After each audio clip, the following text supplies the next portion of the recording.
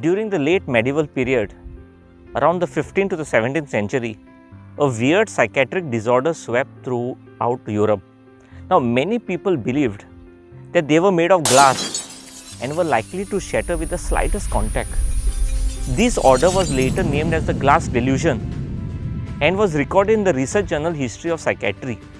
Such a belief meant that people took great lengths to change their lifestyle, habits, adjust their behaviors and even avoid human contact so that they won't get shattered. Now, this mental disorder was known as the glass delusion, and its two famous sufferers were Kings Charles VI of France and the Princess Alexandra of Bavaria. Now, Charles VI spent his entire adult life believing that he could break into pieces at any moment. He often refused to be touched, even by his most trusted servants, and he once went on a 5-month stretch without taking bath or changing his clothes, convinced that his body was too brittle to do either. He had a special suit of iron ribs built to wear around his upper half, and for the lower half, he wrapped himself in a thick cushioned blankets. When he was unafflicted, Charles VI was a sportsman who was rarely found indoors. He liked exercise and motion, and when his spells were upon him, he became a different man. He would sit in a room motionless for hours. If he did move, he did it with extreme caution. Now, as a king, few dared to challenge this belief or stop him from taking what he deemed as protective measures that only enabled the delusion more. Now, Alexandra of Bavaria, a German princess born into a family of King Ludwig I of Bavaria's life story is equally tragic. Her case of glass delusion manifested in the form of a memory that she had convinced herself was real. She believed that she had swallowed a valuable glass figurine of a piano as a child, and by young adulthood, she was convinced that it was still inside her, ready to shatter and puncture her organs at any moment. Historians have long speculated that Alexandra also most likely had an obsessive compulsive disorder, since her other preoccupations included wearing only white clothes and having her bed chamber regularly deep cleaned in accordance with her severe phobia of germs. Friends, while we know the glass belief is false today, have you wondered if you are carrying a false and a self-limiting belief that acts as a self-sabotage and is preventing you from living a great life? Have you ever wondered though, if it could be you holding yourself back from achieving success, or if you possibly limit your results because of what you believe? We hold beliefs about all things, and they have a direct influence over what we achieve or not. When we have empowering beliefs, our achievements can feel almost effortless. If we have self-limiting beliefs, however, then it can often feel like we are pushing a big rock up a steep hill. Self-limiting beliefs are the ones which have the greatest potential for impacting negatively upon you achieving your full potential. We develop limiting beliefs to protect us from future pain. Limiting beliefs typically come in 3 flavors: limiting belief about yourself, limiting belief about others, and limiting belief about the world at large.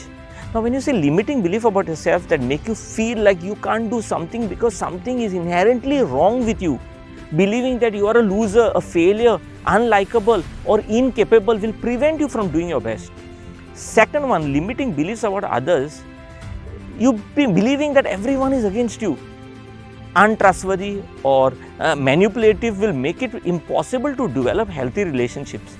Similarly, believing everyone can be trusted or that everyone is a kind person can cause you to be taken advantage or to get into a relationships that aren't good for you.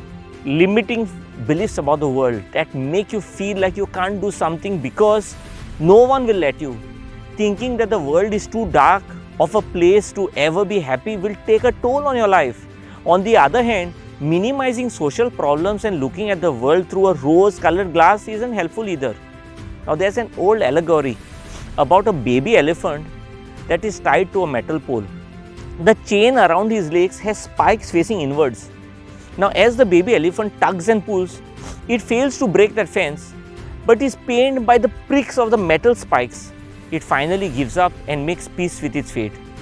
Eventually, the elephant grows up and becomes a big adult elephant with strong, huge legs and a huge tusk and a swirly trunk, and it could easily walk away from the fence.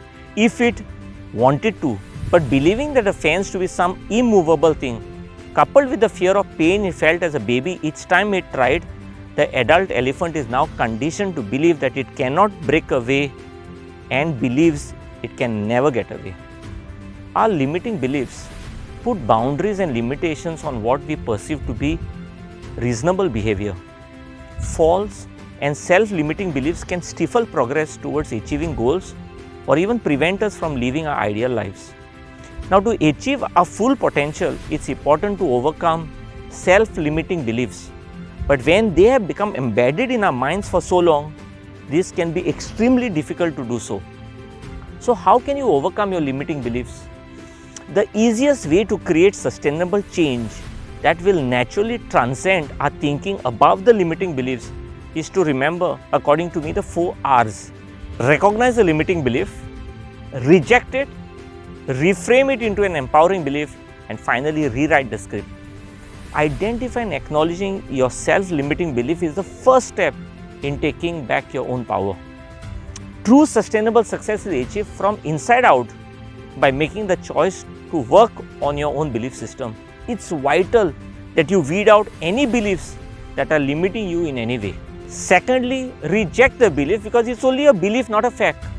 Recognize the potentially damaging consequences of holding on to your belief. Third, reframe it into an empowering belief by replacing that I'm not, I can't, I don't have, it's always been this way with I am, I can, I do have, there must be another way. Finally, rewrite your script.